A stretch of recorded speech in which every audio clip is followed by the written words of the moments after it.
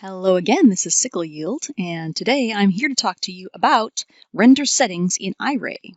Now, this was a requested tutorial, or tour, or whatever you like, and there are a lot of complex settings in the engine that I don't necessarily understand. I did some research for this tutorial, but even with that, I'm not entirely sure what some of them do, so I'm going to do my best, and hopefully we can learn some things together. I know I've definitely learned some new things. So I started with the Iray test scene, which only requires starter essentials, including Genesis 2 female here. And I made some tweaks to it just because it's years old now. And for example, the skin settings I originally used have always bothered me, things like that. And I also redid the lighting to render a little faster because I'm going to need to do a lot of test renders in the process of doing this tutorial or this tour of settings, and I didn't want it to take forever. So over here, I have my render settings tab. And up at the top, we'll start with presets. I have literally never used the render settings preset tab. I've actually only ever gotten render settings from the smart content in terms of presets, but this actually picks up render settings from the smart content, it looks like. So that's an option that you have. Editor. Here are the basic settings. In general, up at the top we have the engine dropdown, and here we have Iray 3D Light, Scripted 3D Light, and Lux Render via Luxus, which I think is a plugin that I purchased. I don't really use that much. At this point, I don't really use 3D Light or Scripted 3D Light either. I don't actually think I ever knew what Scripted 3D Light was for. Perhaps there are plugins for 3D Light that I have never used. If you know the answer, please chime in the comments. There's Iray, which we're going to use today. Now, Multipass OpenGL is another one that I actually never used. It's been there for years and years. Viewport. This one I can tell you because I use it to do promos sometimes. Specifically, I use it to do mesh promos wherein everything in this scene would just be white. And then I would just set it to viewport, and when I hit Control-R, it basically creates a screenshot of this OpenGL preview scene. So you can also use this for troubleshooting. Sometimes it can be very handy. Below that, we have pixel size and proportions and aspect ratio. You can set any size render you want. You can turn the proportions on and off to change the relationship of length and width to each other. I could turn this off and set the width to 800, and it becomes much wider. I can turn the proportions on and off, and down here there's a drop-down that says render type. You can render to a still image, which is what I'll be doing today, or you can render to an image series or a movie. If you render to an image series, it will pick out your timeline. Here you can see there's a render range, so if you wanted to render, for example, just the images of frames 5 to 10, you could do that here. Or you can render a movie, which again gives you a set of frames for your animation. Render target. You can render direct to file or render to new window. I always use new window because I want to follow the progress of my render so that if I notice something has definitely gone wrong, I can stop it and not waste time letting it finish. Direct to file here, it's not going to pop up a preview while it's rendering. It's just going to render directly to the directory that you've chosen. So I name my image test. For image path, I've got a specific test directory I've been using for things to do with this tutorial here, just called temp and starter scene essentials, I think. So that then when I hit Control-R or hit this blue render button up in the corner, it just does a render, and if I hit save, it will then save it to that directory. There's also a drop down here where you can choose the format, JPEG, PNG, TIFF, or BMP. TIFFs are the most lossless format, also the largest file size. JPEG is the format that we have to use for Daz Studio promos, or we used to actually. I think they'll actually take other formats of previews now. And PNG is the format that you have to use for icons and tips. Tip images being similar to icons, but size 256 by 256 instead of 91 by 91. Okay, and you may also notice that there are far fewer render options when I have viewport on, so I'm going to put Iray back on here in the render engine dropdown to expose all of my options. Auto headlamp, by default down here, is set to when no scene lights. That means that when there are no lights in the scene, each camera has a light that you can't see that projects from the camera into the scene when you're looking through that camera. If you go up here in your 3D scene at the top, it says perspective, front view, left view, etc. It also has default camera and then these two cameras I created called hand and glass and eyes. And I have turned off the headlamp individually on each of those. Let me look at the eyes camera here. For example, under headlamp in the parameter settings, I've set headlamp mode to off to ensure that there will not be headlamps on any of those cameras because that will interfere with my lighting. But you can also set auto headlamp to never. So that's another option that you have. I don't know what post-process script does. It says browse, so I assume that you can browse to a post-process script if you have one. I've never heard anyone say they used one. So again, if you know of one, by all means chime in. Okay, these are just under the general heading that we've just been looking at. Render mode. Iray has two render modes here, Photoreal, which we use for regular renders, and interactive, or biased, which looks somewhat similar. Here, I'll do a quick preview in the window. Photoreal looks a bit like this. And interactive or biased looks like this. They don't look hugely different, at least not at this size and this level of closeness, but there are a lot of options that you can only use in photoreal mode. Okay, so next down we have progressive rendering. Now this is the settings that we use to determine when we stop rendering. By default, rendering quality is on and rendering quality is set to 1. And there's the rendering converge ratio at 95%. All of these settings up here above rendering quality, none of those are applied if rendering quality is on. Rendering quality means that Iray kind of sets those for you. So I often will just turn this off because I want to set, for example, the max samples to 10,000 and the max time to 14,000 seconds. And that way it will render for longer if I want to just start the render and then leave it unattended. It's actually pretty rare that I'm going to let it go to 10,000 samples. You can see here it's already at close to 1,000, and it doesn't look done, but it does look like it's going to be relatively done before it gets all the way to 10,000. So it's very unlikely that I would actually let it go that long. If anything, if there's just a few fireflies, I'm going to stop it and do some post-processing instead of spending the time to do the whole 10,000 samples. Now down here, there's an option called Post SSIM. If you turn that on and turn on Post SSIM Enable, this is another way of doing rendering quality. So you kind of have to turn on rendering quality and then turn on rendering quality SSIM. And then it will use a predictive AI, supposedly. That's what I found in the documentation. Supposedly it will use an AI to predict when the render should stop instead of going to a specific quality target or sample target. So supposedly it will decide in a more sophisticated way when it thinks the render is done.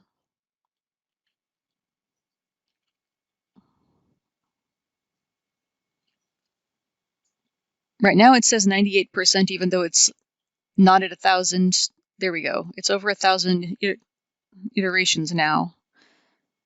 But I want to see what time it actually stops it at. We're at 31 seconds, 35 seconds. Okay. If it keeps going a long time, I will pause the video and restart it, but I don't think it's going to go that long. One of the things that occasionally annoys me with Iray is that sometimes the time between 99 and 100 is the longest period of the render. All right, it stopped at I think around 3,500 to 4,000 samples, which honestly, that's about as far as I actually go for a lot of renders, and then I would use post-processing to get rid of some of the fireflies, which, not coincidentally, is also something we're going to talk about today. So alpha, this right here, I have no idea what this means or what it does. I couldn't find anything that actually documented this other than to list that it exists.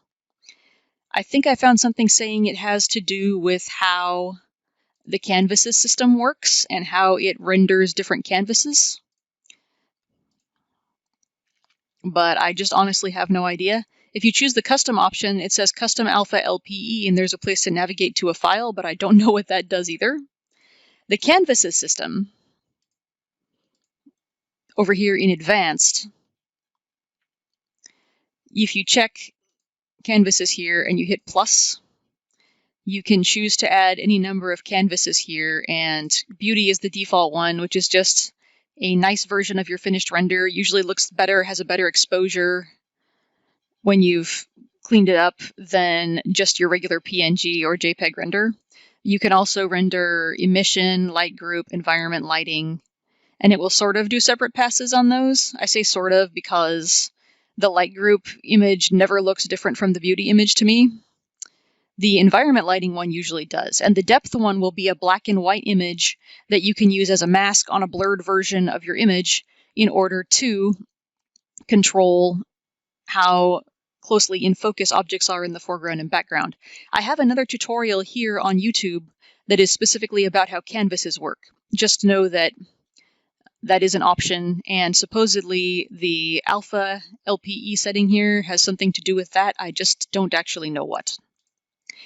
Now, optimization, this is fun. I learned some things about this today. Here's another little tip I also learned today. You can alt-click on any of these items here to reset it to its default setting if you don't want to click the defaults button, because that will change an awful lot of things. If you just want to change one value and don't remember what it is, you can press alt-click. So by default, max path length is -1. And the caustic sampler and guided sampling are both off. Now, guided sampling is pretty fun and interesting. This is a relatively new feature compared to when I started with Iray, and it allows you to get a little better look to caustic reflections and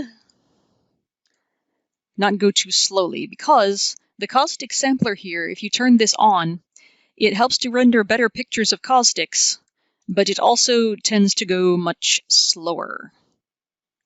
So I'm going to drag some images onto the screen here for you to see that shows you how some glass reflections look with the caustic sampler and the guided sampler and with neither.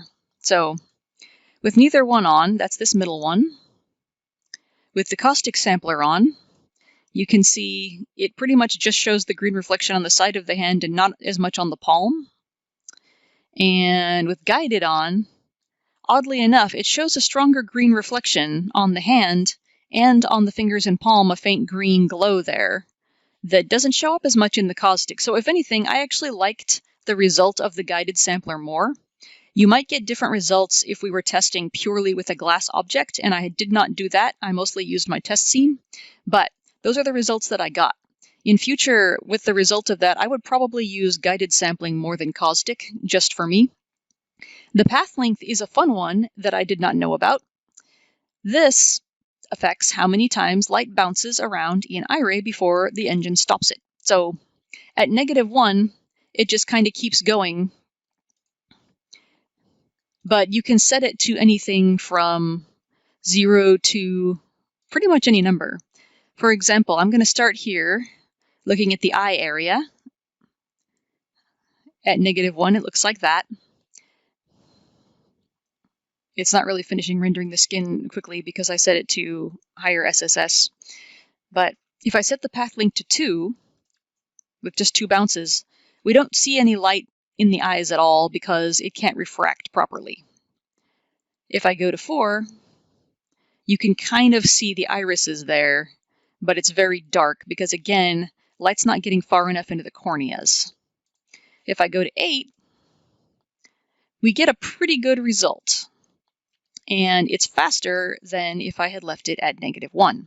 So setting max path length to 8 is something that I will definitely be trying to do more in future renders. Continuing, here it says ray tracing low memory, and the options are auto or on. I'm not sure what that means, if it's intended to make ray tracing use less memory, or if it's intended to determine what the ray tracing does when there is low visual memory left. So I generally leave that at auto. It doesn't look like it makes a huge difference to the speed or appearance of my scene, so I just leave it at the default setting usually. Filtering now. Firefly filter enable. This is on by default, and this cleans up some of our render a little bit so that we get fewer fireflies in the scene. As you can see, it doesn't eliminate them, but you definitely get more with it turned off. So that's something that is generally on by default and which I advise leaving on by default. If you really, really want to do all of the post-processing entirely yourself, say in Photoshop, you could certainly turn that off. I don't know what the nominal luminance value does. I couldn't find anything on that. Now, noise degrain filtering, this is interesting because you can actually control the amount of filtering yourself and by turning that up. And I think since it goes like 2, 3, 4, I think those are probably passes that it does. I wasn't able to find much documentation.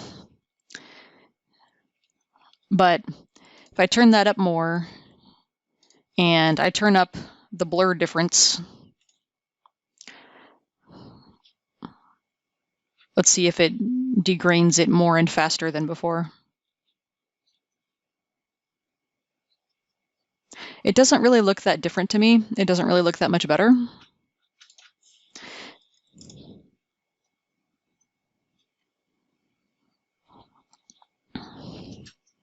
I don't know that that's something I would really find worth my time to use in the future. If you really want serious denoising, there are different ways to do that. One of them is by controlling the degree of pixel filter. This is a Gaussian, right? Set it Gaussian right now, which should sound familiar if you use a 2D image editor like Photoshop, or I use GIMP and Krita. Right now it's set to Gaussian. I like to set it to Mitchell and about 0.9.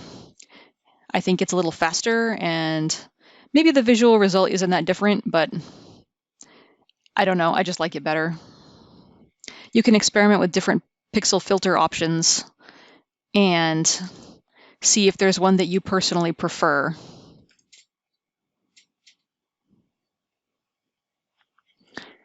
Let me see if I can get something really blurry if I choose Gaussian and set it to 10. There we go. So that's what it looks like when I set the Gaussian exaggeratedly high. With Mitchell set that high, again, you get something like this it's still very grainy, but now it's grainy and blurry. So you definitely want to be careful how you use the pixel filter radius. And let me see what happens if I set the pixel filter to a really, really low value, like 0.001. It doesn't really do anything. So, yep, I'm going to keep that at Mitchell and 0.9 for now. The bloom filter creates bloom around lights, just like you would see if you're driving at night on a stoplight. As you can see, by default, it adds way too much bloom. The bloom filter threshold is the first setting I would change there. It's at 2000 by default, and when I'm using it in a scene, I'm going to use 45,000 or a value around there. And as you can see, that makes it not bloom everything in the scene and just add bloom to where there's bright light. So the higher you set that threshold, the brighter a light has to be to create bloom around it. The bloom filter radius affects the size of the bloom. So if I set that to, for example, 1, you can see that the lens flare has gotten ridiculously gigantic. The bloom from that light is just absolutely huge. It's not really a lens flare, but it kind of looks like one because it's just so giant. So that controls how big the radius of the bloom is. It's 0.05 by default, and I often will set it to something like 0.01 because I want a relatively subtle effect in my scene. There we go, preview's catching up to it. The brightness scale affects how bright the bloom is. So while the radius affects how big the bloom looks, the brightness scale affects how bright the bloom is. So if I set that way up here to 5, for example, I shouldn't get a huge bloom, but it should be brighter in my scene.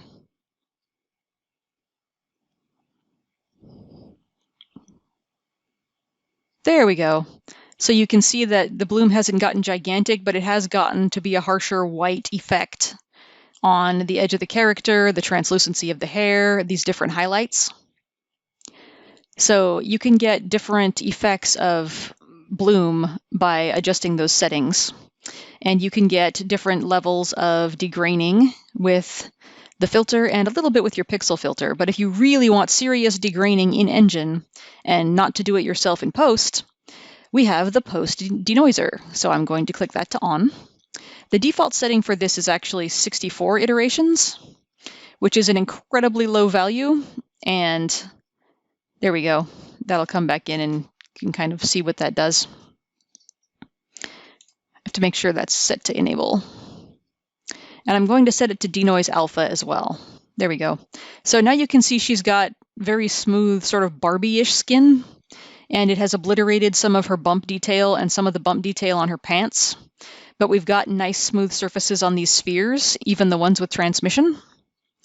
Now you have to balance that overly smooth look that sort of eliminates the bump or normal with how fast you want the render to be done, because the lower the iteration that you start denoising, the faster the render gets done. If I set this up to 512, it's not updating properly. Sometimes that happens where it won't update properly in the viewport render and you have to turn off the display mode and turn it back on again. There we go. Especially when I've been using it a lot as I have today, that's more likely to happen. Now it won't start denoising until it has fully rendered 512 iterations. So that should allow it to retain more detail on the bumpy surfaces and hopefully still successfully denoise our transmissive surfaces. So let's see how we do with that. It's not quite there yet. It's still working. There we go. There's the denoiser. It's still looking pretty aggressive at 512. So on a scene like this one, which because it's intended to be a test render, deliberately has a lot of transmissive objects and a higher transmission on the skin, etc., I would probably not use the post denoiser, or I would do my own denoising in a 2D program subsequently. So for now, I'm going to turn that off. Now, spectral rendering, this is a really interesting one that I had to do some research on, and I don't entirely understand all of the explanation, but I'm going to do my best. Spectral rendering affects the way that Iray treats color. By default, Iray renders colors in RGB. That means that there is a limited number of colors that it can actually create because they have to be according to red, green, blue values. If you turn on spectral rendering, it tries to render according to a fuller color spectrum. This gives you more colors that can appear in your scene, but if everything in your scene is calibrated to RGB use, which by default it's going to be, sometimes it makes your colors look off. So I'm going to turn that on and see how my scene looks. You can see that there are a lot of little colorful, almost noise pixels on the skin especially, probably because it's the largest texture in the scene. But you can see many other colors kind of appearing on the pants, and even maybe some little specks of red in my transmission over here. I think the hair especially actually benefits from this.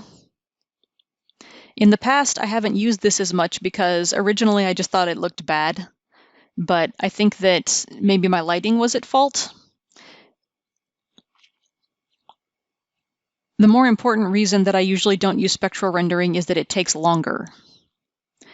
And at a 1000 by 1300 size, like I'm going to use for a lot of my promotional images, the difference isn't enough to justify the change in render time.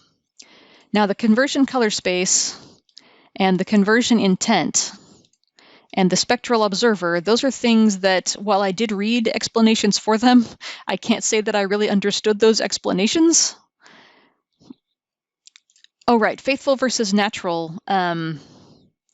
I think that faithful was meant to be more accurate to the spectrum, but natural was meant to look better on artificial objects in the scene. But I must be wrong about that, because when I set it to natural, it suddenly can't see my lights. They've gone away. So set it back to faithful. So at this time, I guess I would recommend using spectral rendering if you've got a pretty large image with lots of detail and you can afford to spend extra render time. For now, I'm going to turn that off. White mode. This is a fun one. If you set white mode to on, it removes all color and also all of the alpha channels from your scene. That's a bit unfortunate because with no alpha channel, the review committee is going to send my promos back and say, fix the hair, it doesn't look right. So while you can use this to render promos for, say, an architecture set to show the geometry, if you're going to use it on characters, I'm afraid you're just going to have to retexture everything white in the scene so that the transmap will still be there. But it is really fun for rendering things that are not character hair or don't have to be transmapped. Very useful feature. Now, section objects. This is another one that I had to look up, and this is a really interesting feature that I never used before today, but that is pretty neat. Up here in the Create panel, you can create, it says, new Iray section plane node. And when you do that, by default, it makes everything disappear because it's at the bottom of the scene. But you can select it and drag it around, and you can see that it's creating cross sections of things in my scene. It cuts off everything above the scene. Sorry, it cuts off everything above the plane in cross section. So the further up I drag it, the less of her disappears. It's also, you can see it's also cutting off at the horizon because the plane looks like it's this square, but it's actually infinite. So where it cuts the horizon, it crosses that out too. It cuts that right off. And you can rotate and move the plane and get different effects like this. If I had the organs and skeleton on, conformed to Genesis 2, this might be kind of fun because you could use it as an anatomical cutaway, which I think might be the original purpose of it. I've actually never heard anyone at Daz say this, so don't quote me on that. But it certainly would be fun to use that way. And the reason that that's relevant to our render settings is when I go back to the render settings and to this section objects area, up here it says section caps enabled. And if I turn that on, you can see that it is filling in wherever it cuts things off with the color of the section cap. So the section cap color is orange here. If I set it to blue, it fills in all of those areas with blue. And just wherever I have cut things off, it makes them blue, or whatever color your section cap is. So that's what that is for. Very specific feature, very fun, very interesting. Canvases, I already told you about over here in the canvases section. It shows the active canvas here, but that's only really relevant if you're rendering one canvas at a time. Generally, I'm just going to render all of them in a row. And I've never really used this active canvas setting. It doesn't render that particular canvas in the viewport, no matter what you put there. So I don't know how useful that feature necessarily is, or you know what, it's entirely possible that I've purely misunderstood what it's for. And if that's the case, I do apologize. And again, let us know in the comments. The tone mapping settings. Now, these are interesting. Very seldom do you actually need to change these default settings. I have another video that's just about the tone mapping, and the purpose of this is that you can kind of make Iray behave a little bit like a camera.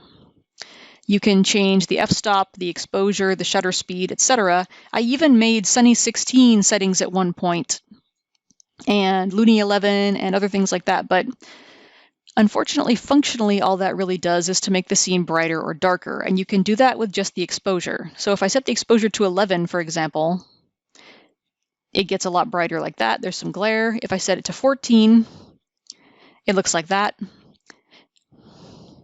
If you're rendering to canvases especially, setting it to the default value is just fine because you can change the exposure in the canvases however you like, and you have to change the exposure in a rendered canvas anyway.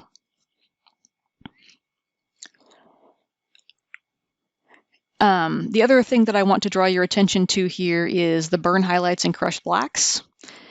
Functionally, this kind of raises the contrast of your scene. But if you want this burnt look, this like, I don't care for it. But if this is a defect that you're trying to get, it's honestly faster to get it in post work than to ask Daz Studio to do it. You turn up the saturation, and that gets pretty crazy. You set the saturation to 0, and you get a monochrome render, so that's pretty fun. That's certainly an option that we have. I actually really like the effect of lighting in the monochrome. I might play with that some more too in the future. Gamma, again, is something that you certainly can play with, and people also will edit the gamma values on their textures, but for the most part, I just never touch that setting. It's usually fine as it is. The final section in our render settings is the Environment tab. Now, in order to discuss the Environment tab, I'm going to take away this cube I created here in order to enclose this character in a room. And now the backdrop that you're seeing her standing on is the environment map. So I've turned that off for a second so we can talk about settings. Up at the top of the Environment tab, you'll see that it says Dome and Scene. If you drop down that, the options are Dome Only, Sun Sky Only, Scene Only. And I'll go over these with you with the preview on. Dome and Scene by default renders both all of my scene lights, and I've got a key light, a light aimed at the glass, and this emissive sphere in the background. It renders all of those, and it also renders this environment map with Dome and Scene on. So if I set that to Dome Only, it no longer renders light from any of the sources that I've added, just from the environment map. It kind of looks to me like it's rendering that emissive too. Let me turn that off and see if it changes. Yeah. Apparently it doesn't view emissives as scene lights in that context. So if you set it to Dome Only, it's still going to render emissives unless you hide them. So that's Dome and Scene, Dome Only, Sun Sky Only. That removes the environment map and instead uses Daz Studio's Sun and Sky system. And this has the Draw Dome option, so she's still kind of standing on something here. The environment intensity option is the same. There's an option for environment lighting blur. It doesn't look hugely different. It looks a little nicer. The dome orientation, that doesn't make a huge difference. It's just sort of the direction of tilt. You can see my horizon line goes away there if I change the orientation too much on the x-axis, or yep, on the z-axis, you can tilt that there too. Dome rotation isn't going to be a very visible difference. Actually, if I move this around, maybe we can see the sun node.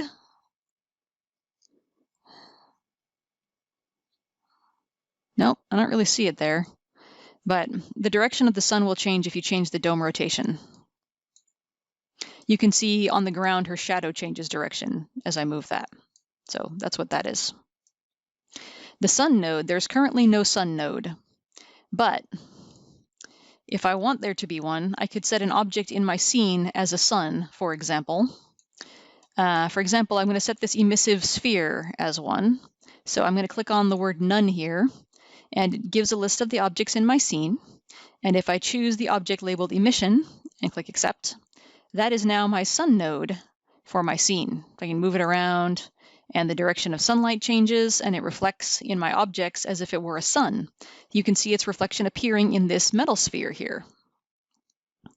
and in this sphere as well. So that's the purpose of that.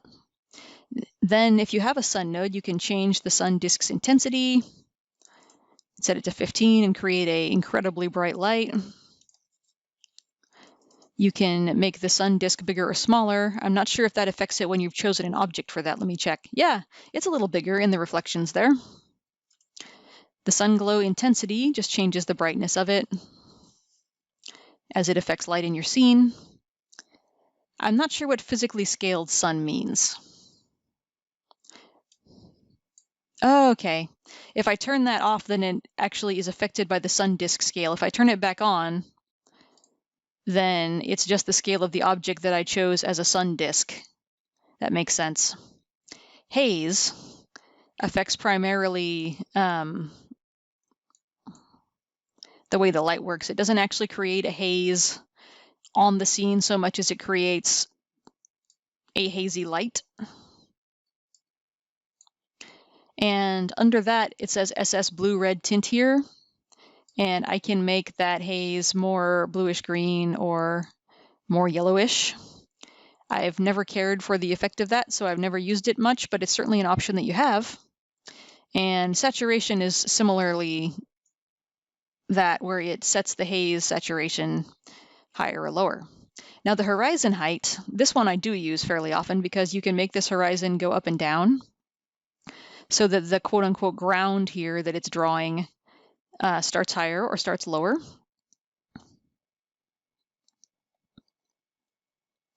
And then I use the horizon blur just a lot because then you can create this smoother gradient between the ground and the sky.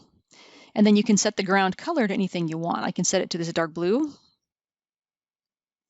And you can set that to blue and then tilt the dome to create some interesting effects for objects in your scene, or for doing renders of objects that are untextured or anything you like. The ground texture scale, that I don't think I've ever really used because I don't know that that's something that affects the sky as much as it does in HDR. I'll have to check when we check the HDR settings. The ground position mode, this is an important one because if you look at her in the scene at Genesis 2 female, you can see that she appears to be hovering above the ground. It looks like her toes are hovering a little bit there. That's because the ground position mode is set to auto, and by default, a character won't be standing on the ground if you leave it at that. So I'm going to set that to manual, and then I'm going to set the ground origin up to 1. Now you can see her feet look like they're resting firmly against the ground. If I set it higher than that, they'll sink in, like this. And her interaction with the ground and the interaction of objects in the scene with that ground plane that it's drawn are what creates the shadows. You can see the shadows in the scene there. Reflectivity of the ground, you can set a color for that too. Like if I set it to blue, it does that.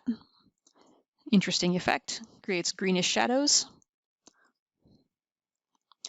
You can change the glossiness of the ground plane also. So if I make it really glossy and set the reflectivity to orange, now it reflects the objects that are in the scene above it, and because the reflectivity is orange, it kind of reflects them with an orange tint. So that's a really interesting option. Right now I'm going to have unreflective ground. Ground shadow intensity, you can turn that up or down to get blacker or less black shadows. I set it up real high, I get sort of an inky spreading thing. If I set it really low, I get no shadow at all.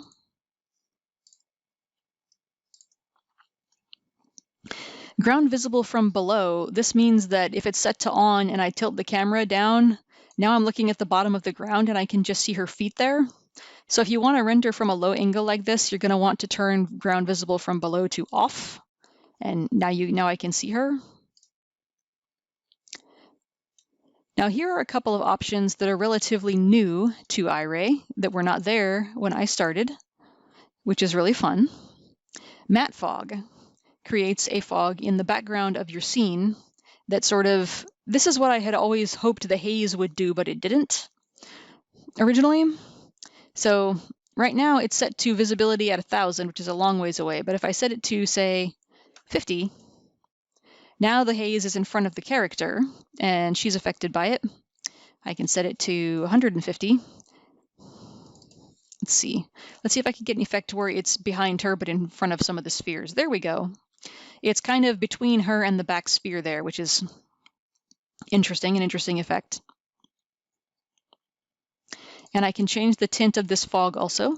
I set it to blue there, and it looks absolutely terrible, but at least you can see what it does. And I can also set the fog's brightness level.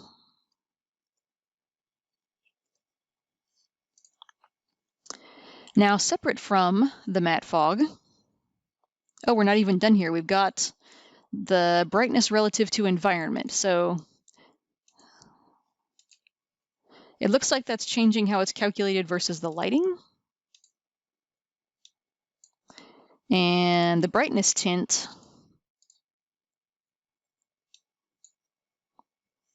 I can't really see a big difference from that. But now I'm going to set the matte fog to off. And we're going to look at the ground fog, which is different from the matte fog. The ground fog actually creates a mist along the ground. And the albedo, you can see that kind of creates the color that the fog is when it's at its densest point. It's kind of whitish by default. As near as I can tell, the decay start and decay height and decay end. Decay end is the densest that the fog can possibly be. So I can set, if I set that to 5, all of it gets denser. Decay start is the thinnest it can be, which is currently set to 0. So if I set that to 1, the whole thing gets denser because the minimum is now 1. I can turn up the start scale to densify it some more even. I'm not sure what this density start color does. I haven't been able to find that, but if I change that color to a different one from the albedo color, then I get sort of a blue distance and a inverse of this color nearer the foreground, I guess, which is why it's pink instead of green. It's kind of an inverse. If I set it to pink, then it's green. There you go. And again, I'm alt-clicking to set some of these values back to what they were before. That doesn't work on the colors, so I'm just going to set those back to white. And finally, ground fog decay height determines how high up the fog goes. So it's set to 91 by default. If I set it to 500, now the whole scene is foggy.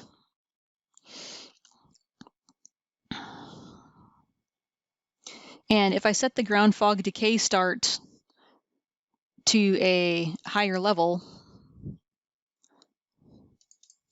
versus a lower level, that doesn't look hugely different. That looks less different than I expected. But anyway, you can also do things like, I should be able to set this to a level where the fog ends at right about her shoulder level if I want, right about like that. And then if I turn the density up, the density end scale, then we get a pretty foggy scene. So that's really fun. I love my Transmap fog products that I've made, but there are certainly scenes where if you just want a nice crawling fog along the ground, you can get it with this matte fog feature very easily, very quickly. That's really fun. Very neat idea. So that's with sun sky only. Those are the sun sky settings. The scene only setting completely removes the environment entirely, and now it's only lit with the objects that I've included in the scene. So it's only lit by the emission and the key light and the glass light that I've put in the scene, and the environment is entirely gone. This is a value that I actually have used for testing purposes in order to determine if the environment was messing up my lighting in a scene, or sometimes even if I was just rendering in a fully enclosed interior.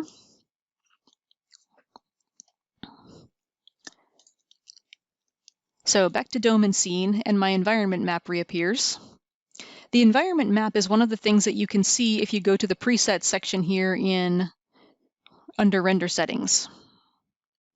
So then if I click on one of these render settings presets, I can load either sun sky settings that came with a product, or sometimes HDRIs that came with a product. I'm going to go up here to render settings in Iray and make sure I don't load any 3D light things.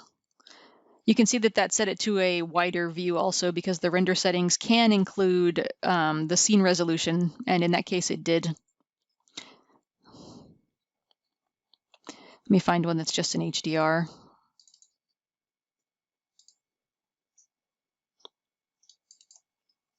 Here we go. This one adds a background but doesn't change the resolution. And I want that because I want to show you some other things you can do here. You can see that this doesn't look right because she's placed in a bad location, and it looks like she's hovering weirdly next to the tree, and then the balls really shouldn't be in front of the tree, etc. So the environment map with that on has a bunch of settings here that are basically the same as the sky settings. There's just fewer of them. You can turn off draw ground, so your feet won't cast a shadow. You can change shadow intensity. You can add fog, etc.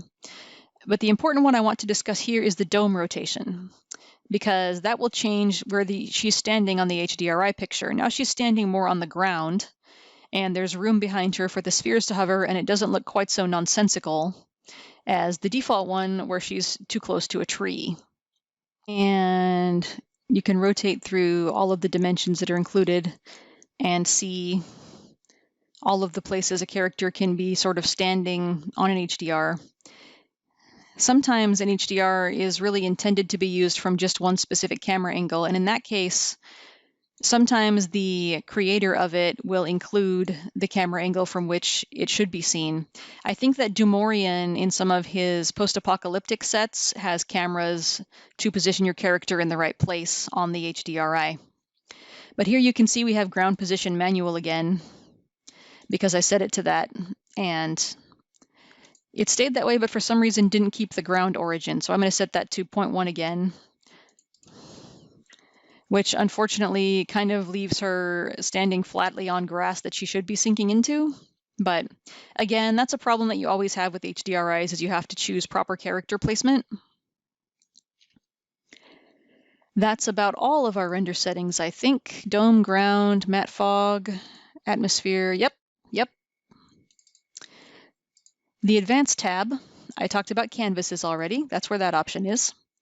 The hardware tab, this shows in photoreal mode what devices are being used to render Iray. Right now I have checked my CPU and both of my graphics cards. You can see that this one's marked display, which means it's also being used to drive my monitors. I don't think I can choose which one drives the monitors here. I think it just kind of shows that as a courtesy.